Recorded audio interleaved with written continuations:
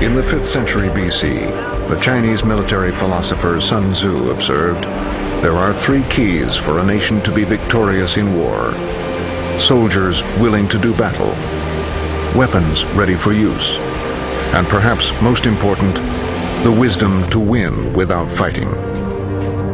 But wisdom is born of experience. Without war, without enemies to fight, experience must come from training in conditions as real as possible.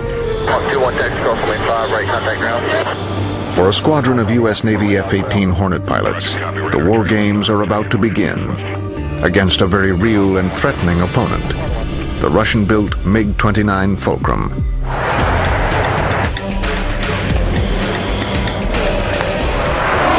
For these peacetime pilots, the price of wisdom just went up.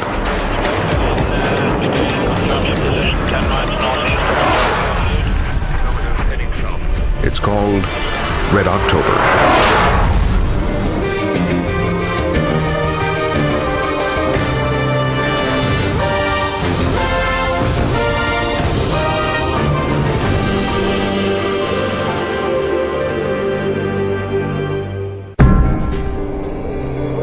The United States Navy's FA-18 training syllabus covers all aspects of flying and combat. The fighter weapons phase typically occurs at this training squadron's home field in Virginia or on a detachment to Key West. But some of this year's pilots are about to get an unheard of opportunity, paired with a daunting challenge. It requires one of the longest peacetime flights a Navy fighter pilot will ever make.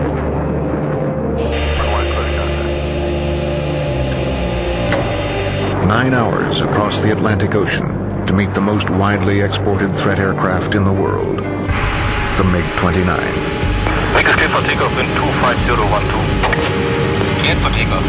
But these MiGs are different. They are flown by an ally and provide real-world training against the actual threat. Not a computer, not a simulation, and not a Hornet pretending to be the Fulcrum, but a living, breathing, real MiG-29. Flown by the best trained, most experienced, and toughest Fulcrum pilots on the planet, the German Luftwaffe's 73rd Fighter Wing.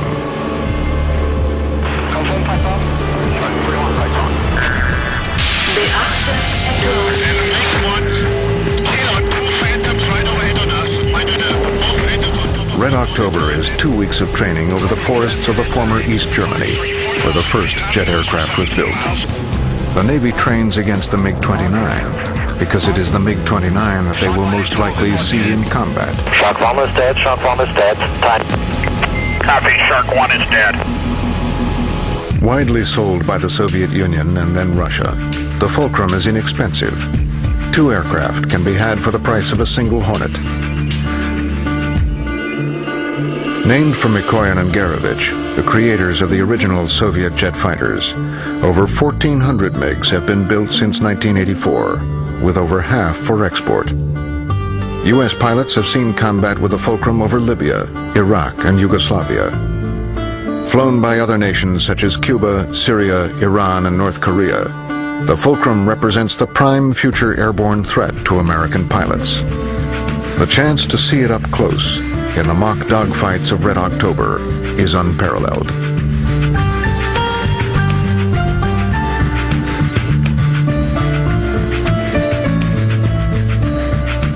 In a simple comparison, plane versus plane, the Boeing-built Hornet comes out on top. But the advantage over the MiG is less clear when the jets come to the merge, an engagement's initial meeting where the aircraft pass 1,000 feet apart at speeds that can exceed 1,000 miles per hour. The formations and presentations of the battle may be preset, but the outcome is anything but certain. In the end, it is the quality and experience of the pilots that matters most. Dogfighting is like a knife fight. It is close combat, and nowhere in the world will you find a better MiG-29 pilot than here in Germany. They fight with an Eastern weapon, but have adapted Western tactics. They are trained to use independent, creative thinking and benefit from NATO support and maintenance, flying upwards of 150 hours a year. These German MiG pilots are the best trained, best equipped, and most dangerous opponents the F-18 pilots will ever face.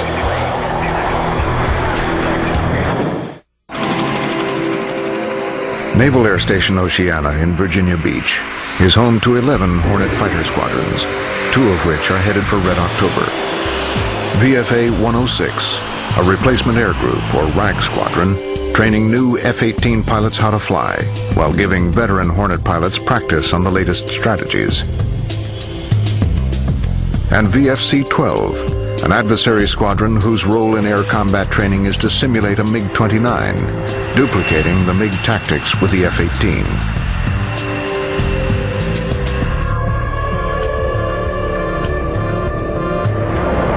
But a simulated dogfight between 2 F-18s is like shadowboxing.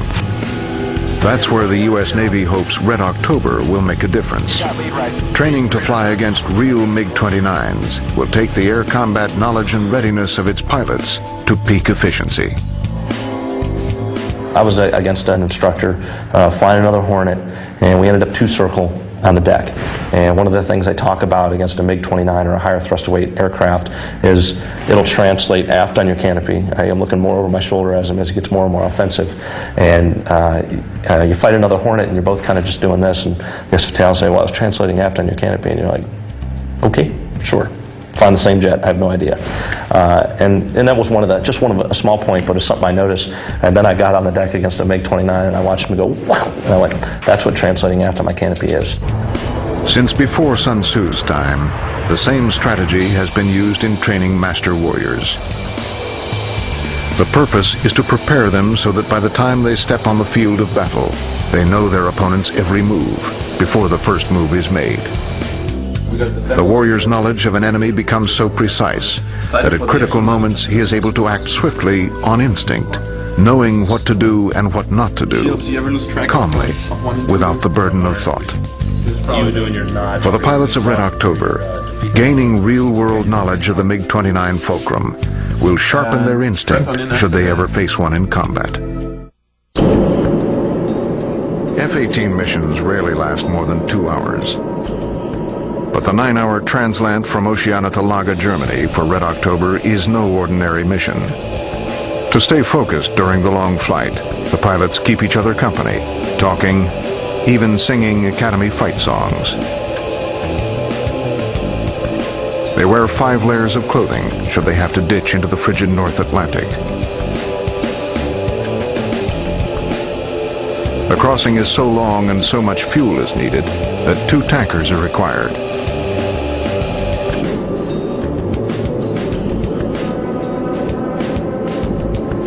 In fact, even the Boeing KC-10 needs refueling.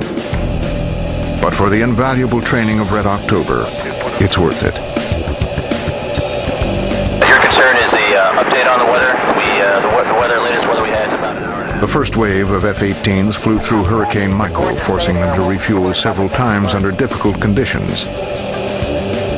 Understood, sir. And the weather is getting worked by the other jet. This second cell departs the next day and finds clear skies. Okay, stand by with that. Let's get this guy in the basket, then we'll talk. Contact. Drawing within 50 feet of the KC-10 at 400 miles per hour, with the fuel basket dancing in a crosswind, the in-flight procedure looks difficult, but for the pilots, it is a welcome break from the monotony of flying in formation. F-18s have limited internal fuel capacity, so-called short legs. Each jet is outfitted with 3 external fuel tanks, maximizing their range at nearly 1,400 nautical miles. Each Hornet will use 4,700 gallons of fuel, enough for a car to drive each of the 50,000 miles of interstate in the United States 3 times over. In order to preserve enough fuel to reach a divert base in an emergency, they will top off their tanks 6 times while crossing the Atlantic. The fuel flows quickly. In a single minute, the tanker transfers as much gas as a typical American car needs for a year. Compared to the aerial war games waiting for them in Red October, the translant is an endurance test. But there are no complaints. Bragging rights come with flying 9 hours in a Hornet, and pilots will wear it like a medal. My wingman in there just to get a little gas. Roger, go ahead, disconnect. Disconnected.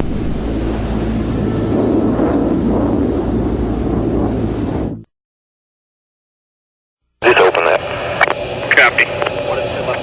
A dogfight can be over in the blink of an eye. The pilots record the action as seen through the heads-up display. After the flights, the videotapes are reviewed. That's when the kills are validated and the tactics are evaluated. Here, Caesar explains what happened on his mission. Okay, what we're looking at here is I'm approximately 50 degrees nose low, inverted, and I think one of the interesting things about BFM is, you know, we're pretty much people, horizon's good, level's good, you're driving your car. Once you're in a fight, you have no idea which way is up. You get fleeting glimpses of the ground, the sky. I had no idea which way I was heading. I knew my altitude, I knew I was 50 degrees nose low, and I knew where the hard deck was, i.e. our minimum altitude. Now in combat, our minimum altitude would be the ground. But that's a little dangerous to train to. And in this case, our minimum altitude is 8,000 feet because of the floor of our operating area. But I know I've got plenty of altitude, and I'm pushing them around offensively here that I feel like I can do anything I need to do. And here I am inverted, coming through 50 degrees nose low. I've got G right here. I'm under 3.2 Gs. Apologize for the quality of that. And I've got my time in here, which is good for reconstruction purposes. And I'm at 2,100 feet of range and 240 knots velocity, or V sub C, we call it, closure. In this instance, I don't have a radar lock on a MiG-29 with gun selected, and this is our funnel. The radar's not getting a lock, but the funnel means that bullets, if I pull the trigger, are coming out, and as I transcribe through the sky, through that arc, the bullets are going down through there. And if I do pull the trigger with a radar lock, it switches from the funnel to the director mode. I've got a TD box, target designator box, that says, hey, the target's in there. Actually, it's a little bit lagging right there. And this is where my pipper is right now. If I pull the trigger, that's where the bullets will go. So my job is to maneuver this out in front of him along his flight path and just rake him over the coals. So we're working those low here. Let's go ahead. Trigger down. Okay, right there was one fleeting. It's a radar lock, but it's a snapshot. What we mean snapshot, I mean it is instantaneous, quick shot. It's a valid snapshot from the aspect is I'm pulling the trigger a little early here, but I'm seeing his flight path coming this way. I'm trying to bring the director reticle down and to intersect his flight path. So if you watch closely, there's the event marker. The trigger's down. I'm spraying bullets in front of him, and right there. Not a great shot, but I did take out about 3 or 4 feet of his left wing tip. Will that affect him? Yeah, I think so. But I'm just spraying bullets downrange here. Again, the fangs are out. I'm really, you know, it's a MiG-29. It's a Fulcrum, and here I am fighting him. And I'm not really disciplined on my trigger. Don't have a ton of bullets, 578 bullets in this case. These are all simulated here. But you don't want to be sitting here hosing bullets on downrange. We shoot at 4,000 rounds per minute, 4,000 to 6,000 rounds per minute. And that'll go really quickly. So there he is. Yeah, I've just gunned him once, so he's half dead in this case. We continue. Here comes the fight. You can see now what he's doing. He initially tried to defeat my gunshot, and we're only about 1,300 feet apart, and he's just trying to get above me and pull into me. And what might cause is an in-close overshoot, and what happens there? Boom, shalem low call. Here comes the archer. I'm dead. And that's a BFM error. I think what I do here is I unload slightly, let him translate up and to the right to the horizon, get some energy back, and follow him back on up. And this right here is what makes it all worth it. You know, to be able to come back from the deck and have a pipper right on the cockpit with the trigger down, and this guy pretty much blowing up right in front of you makes the debt worth it. I could go home now. You know, it's only been 3 days. Few American pilots have trained against the MiG-29, and even fewer have faced it in real combat. Its reputation as a deadly adversary is legendary, and for nearly all the pilots of Red October, this exercise is their first chance to see the Fulcrum up close.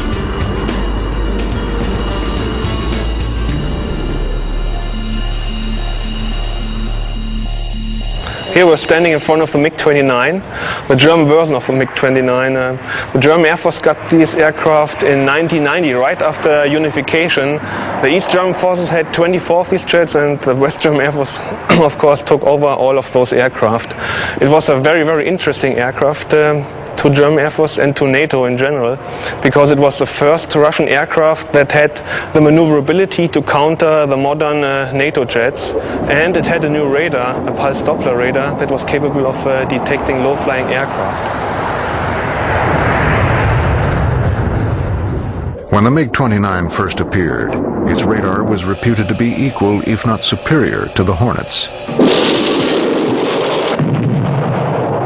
The Luftwaffe MiGs dispelled that rumor to the great relief of the West, but the Fulcrum proved to have a few tricks up its sleeve.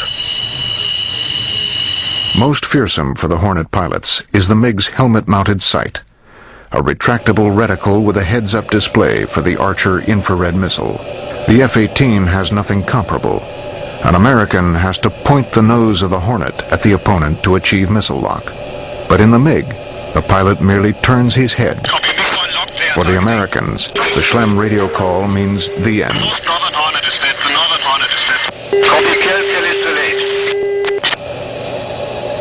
If you take a closer look at the aircraft, we find the cannon, which is right here. It's a very big cannon. It's a 30mm cannon. And right in front of the aircraft, we can take a look at the ammunition. This would be the typical load of the gun. It's 150 rounds. When you compare it to the Hornet carries a couple hundred, but these rounds are a lot bigger. So if you need just one of these rounds to blow up a Hornet, while a Hornet would need several rounds to blow up a MiG-29. The gun is still a very valuable weapon in the dogfighting today. It's the only weapon that you cannot jam or decoy with other decoys. While the Hornet may have superior slow-speed maneuverability, the Americans are dazzled by the Fulcrum pilot's final surprise.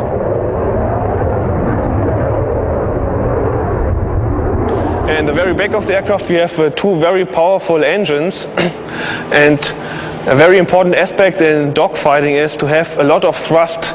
It is best to have more thrust than the aircraft weighs, so we're talking about a thrust to weight ratio bigger than 1, which would theoretically allow the aircraft to climb straight up, like you've probably seen before. And this helps us to keep up the speed when we're flying tight turns, fighting for example a Hornet, and that way we have a very, very slight advantage over most of our opponents. Being a fighter, the aircraft of course needs something to shoot. We not only just want to fly around, our task is to shoot down other aircraft. And therefore we have not only the gun but also missiles. And here we have an older infrared version. It has an infrared seeker head which is looking for heat sources, mainly for the engine exhaust, which is normally very high temperature. So this seeker head will lock onto the exhaust of the target aircraft and then steer itself toward the aircraft. It's a so-called fire and forget missile. The second missile we have is the so-called Archer. It's also an infrared missile. It's a fire and forget missile also, so it will lock onto the heat source of the enemy target, of the enemy aircraft. And this is the missile that makes the MiG-29 so dangerous in close-in dogfights. Whenever we get close with other fighters, we have a big advantage due to this missile, because the seeker head can look very far to the sides and lock up targets where other missiles would not be able to do this. The MiG-29 also carries a radar missile. It tracks targets similarly to the Hornet's AMRAAM, but with far less range. Out at range we had a very big disadvantage and have to think of crazy tactics to get close to the Hornets and then use our superiority with the short-range weapons we have and the maneuverability. In contrast to the physically demanding MiG, the F-18 is flown on stem power, as in brainstem. It means being able to pilot the Hornet the same way they're able to breathe or walk, without having to think about it. They have the advantage of technology, fly-by-wire controls, and the glass cockpit, where computer-driven displays have replaced dozens of steam gauges. You may hear that the issue of speed in a fighter jet is incredibly important in order to get somewhere, and that is true.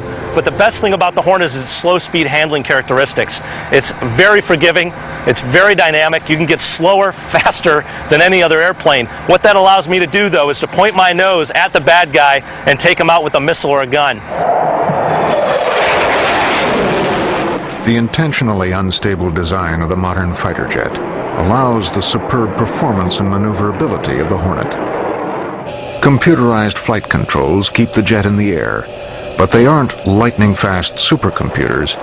They are comparable to early 1980s-era desktops, albeit ones that can withstand 7.5G turns, hundreds of carrier landings, and still never freeze up. Back here, probably one of the keys to the Hornet performance besides the leading edge and trailing edge flaps is the stab. It's an all-moving stabilator, differential as well, helps with roll control and pitch authority. The F-18 Hornet has probably the best pitch rate of any aircraft out there. So much so that you could almost gray yourself out or black out under the commanded G-forces if you're at a high enough airspeed. A classic dogfight requires a close-range weapon, the 20mm M61 Vulcan cannon.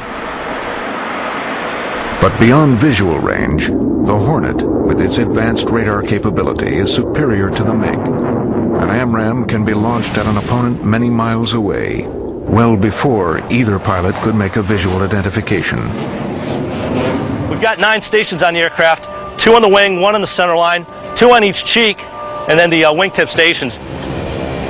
These gentlemen and lady are about to download an AIM-9 CATM, a captive air training missile from Aircraft Station 9. In Red October, the AIM-9s won't be real. The computer will simulate these short-range Sidewinder's capabilities when the pilot pulls the trigger and calls Fox 2 on the radio. Besides actually carrying weapons, probably the most important station on a Hornet is the left cheek station. Left cheek station, while we're in combat, about 99% of the time carries a FLIR pod. That FLIR pod is paramount for getting battle damage assessment, for lasing for targets, acquiring targets, responding to tasking, and it is not loaded on our RAG jets, but every fleet bird that goes out on deployment will have one of those, and that is our bread and butter. So taking off from the carrier, landing on the carrier makes you a cool Navy pilot. Having your FLIR allows you to get the BHA to actually employ, as we're told to do, and allow you to use those smart weapons.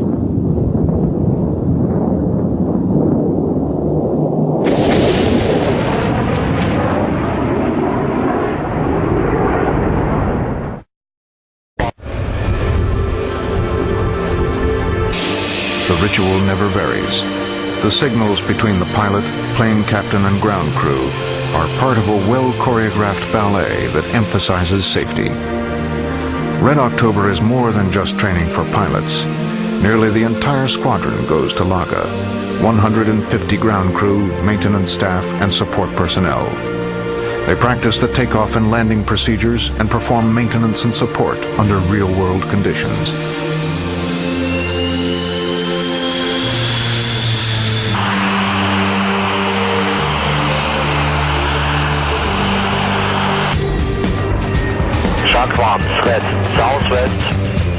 While executing the basic fighter maneuvers called BFMs, the pilots communicate with each other and the ground controllers by radio, using words such as crank, notch, flow, and flank.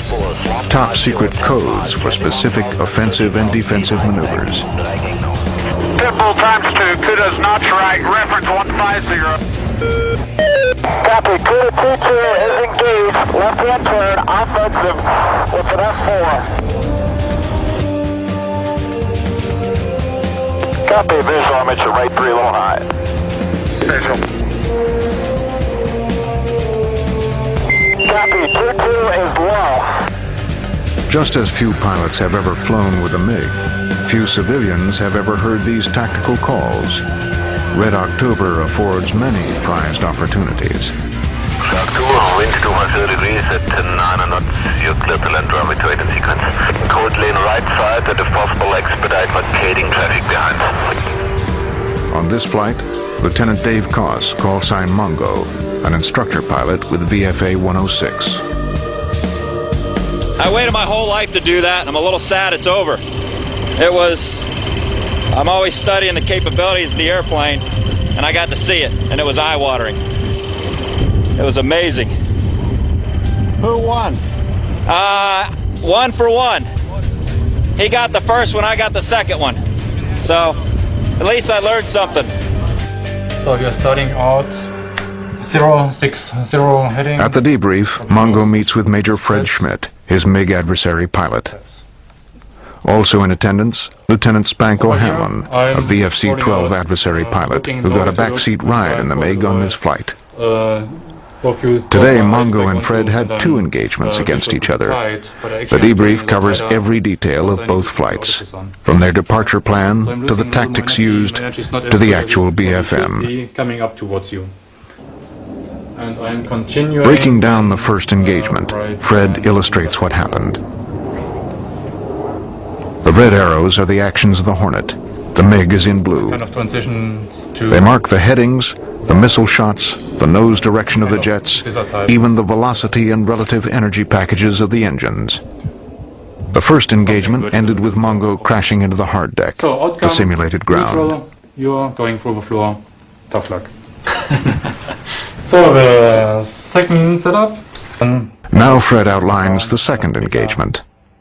The 2-seat MiG is slower and less maneuverable than the single-seat model. This limited the extreme high G turns that Fred would normally have used. Mongo was able to force him through the hard deck, defeating the MiG.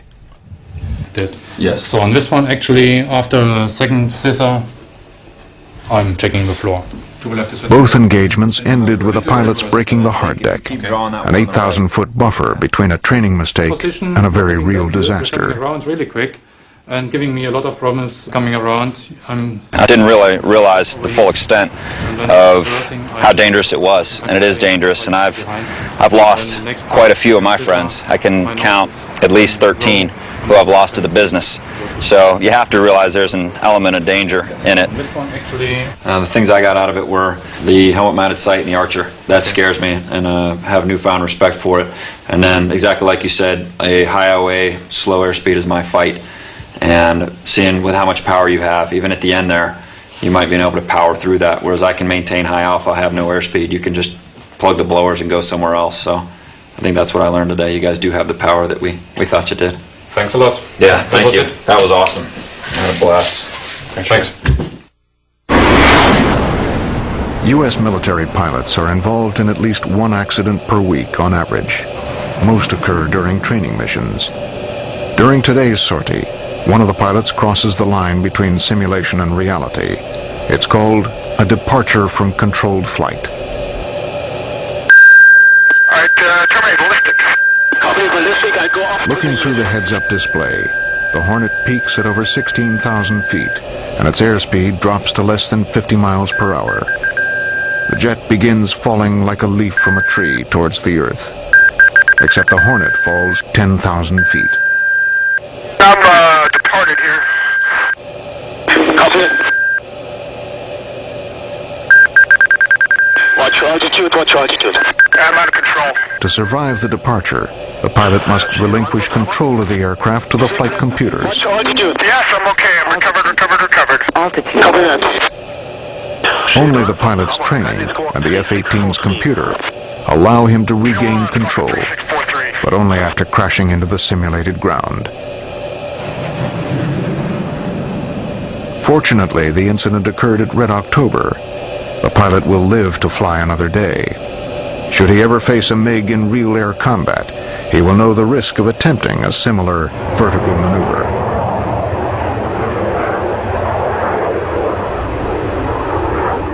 Or we are about the only squadron in the NATO or Western world that has MiG-29s.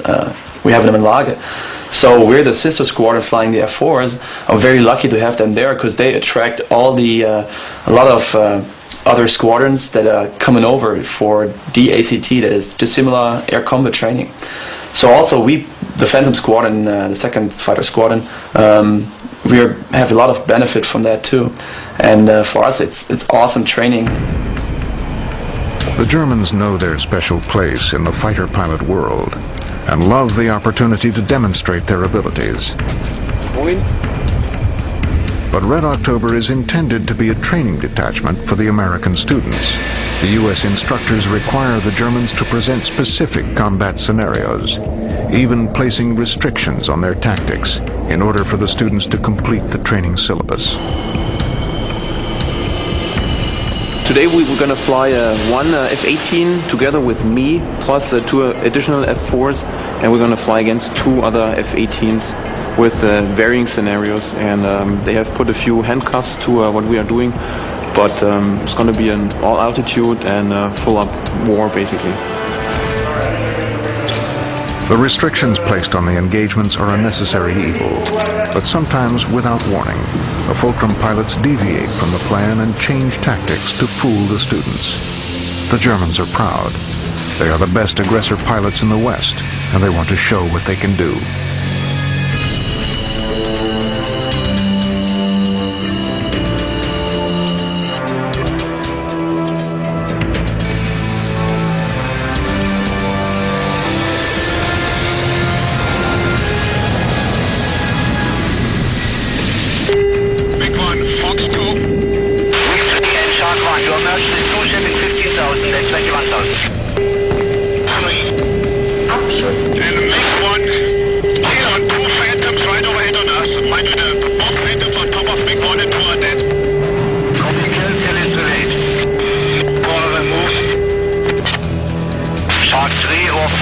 One of you is dead.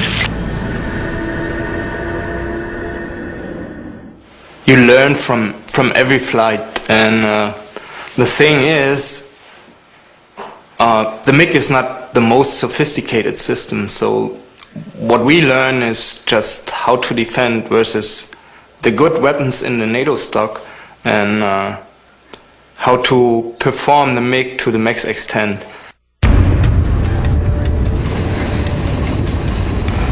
The next mission, a 2v4. 2 Hornets are headed for an engagement with 4 adversary aircraft.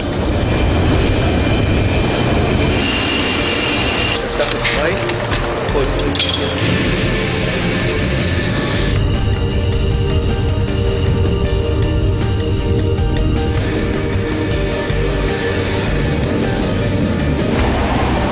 As the instructor, Mongo flies wing. The lead pilot is a Category 3 student, Lieutenant Commander Tim Carr, call sign Cowboy. Their challenge? Track and kill multiple targets at long range. Cuda 2-1, fly ready for takeoff. Roger, Cuda 2-1, wind is 230 degrees at 8 knots, you're cleared for takeoff, report leaving. 2-1, Mongo. Unlike a 1v1 dogfight, today the engagement with the enemy will begin at long distance, beyond visual range.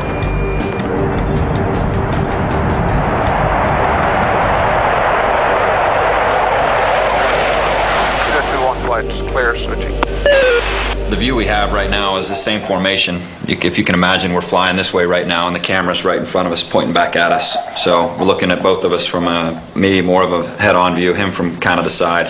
And when I'm flying in formation, you can see my aircraft back in there. So that's kind of what we're looking at. We're at about 5,000 feet. This layer is about 3,000 feet thick, and it's pretty much clear above 8,000 feet on this flight.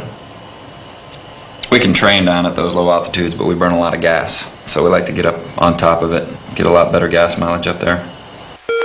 Now we're just accelerating. We're going to get a G-warm. That's a maneuver we do just to put some G-forces on the jet to get our bodies used to fighting under high G loads. It's required before doing any ACM. It's 2 90-degree turns, just 4 Gs in the first one, and then 6 Gs in the second one. Gives me a chance also to lock onto my wingman with my weapon system and get my weapon systems checked, because he's been able to do that on the join up. When you hear that tone, it's just I've selected my weapon system as we're getting ready to pull into this G-warm. A rough ride on a roller coaster will reach 5 Gs for a few seconds. Anything more would cause an immediate loss of consciousness. Training and a G-suit keep the pilots safe at up to 7.5 Gs. Yeah, the G-worm, like you said, is just to get our bodies acclimated to it. And no kidding, the more Gs you pull, the better at it you get. And also checking to make sure that our G-suit is plugged in. You can feel the pressure on your legs that it is inflating. 22,000 maneuvering. Southern group code. Lights on. That's the standard call. We've told everybody we're set up where we are. The bandits have called set in the south. To get our tapes on call so that we're recording our radar picture and HUD picture and call the fights on. Good flight, fights on, fights on. And start heading at them. Picture, 2 groups, azimuth 5. Western group, Bulls, 175, 13, 17,000, flanking northeast.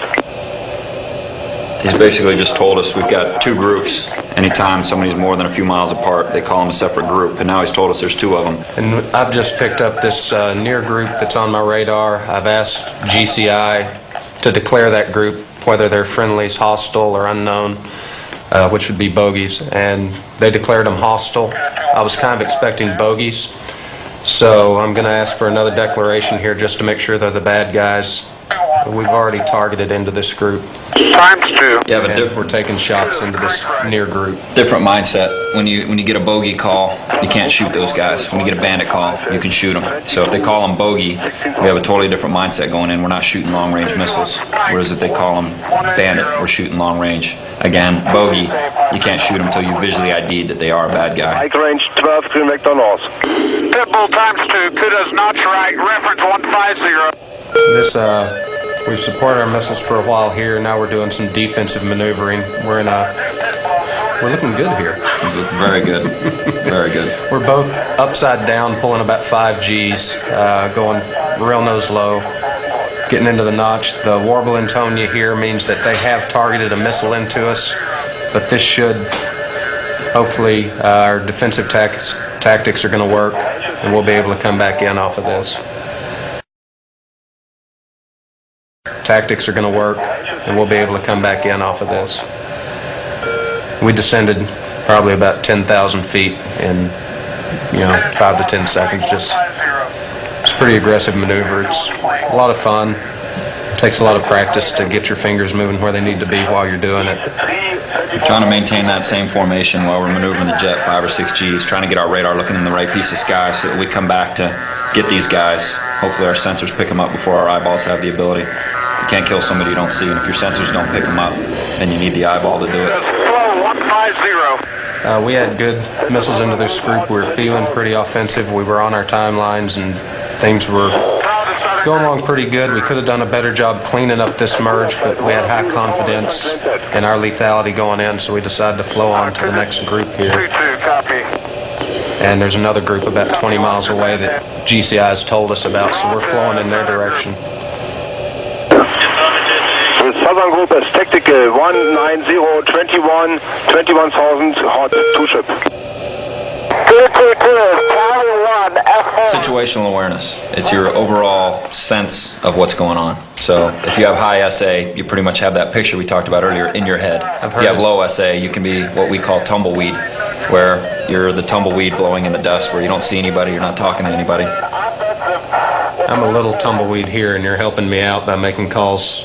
He's engaged with a couple of F4s here. I'm trying to regain sight of him, and his engaged communications are allowing me to get my head back where it needs to be to see him and pull back in with him. We just came in with 2 F4s. They came in at an altitude split, so I'm going to split off and go for the high one, and shortly thereafter we're going to pick up the low one. That tone you hear is me getting a lock on this guy, and I just killed one of the F4s, and Cowboy will take care of the other F4. Mark 3, kill Phantom, left in, turn low. Copy, clear. Now we're just, if you can see us looking around, making sure we're not going to hit anybody, because there's been 4 airplanes in really close proximity doing a lot of turning here for a couple of seconds. And let's terminate this. Confirm terminate. 2 on terminating. 2 terminating. Mindful, copy, terminate.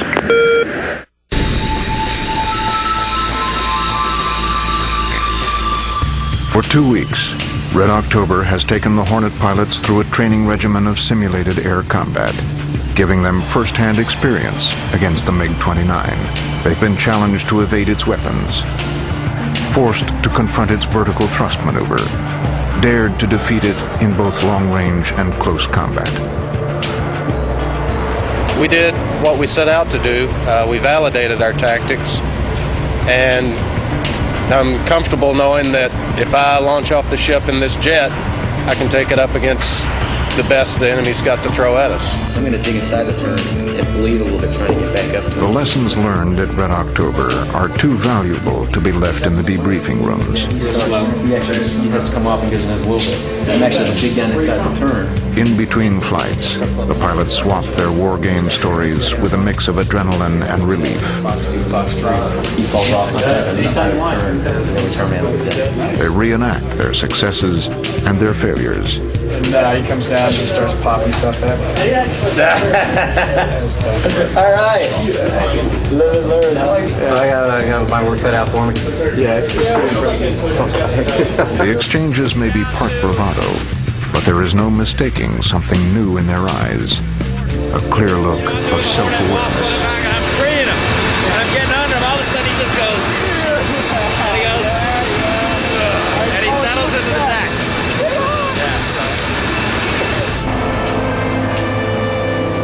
For the German pilots, this exercise may be over, but their role continues.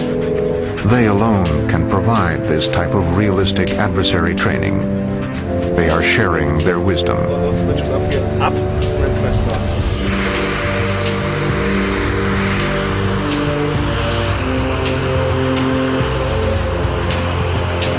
If you look at history, in the history of the Vietnam War, if a pilot got through his first 10 missions, he had a higher probability of surviving.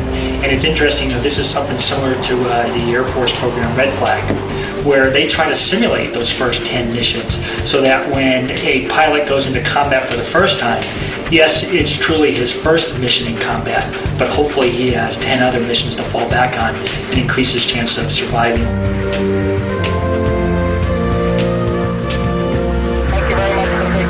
By flying in Red October, the American pilots have passed a critical entrance exam for survival, should they ever have to face a MiG-29 when the air combat is real.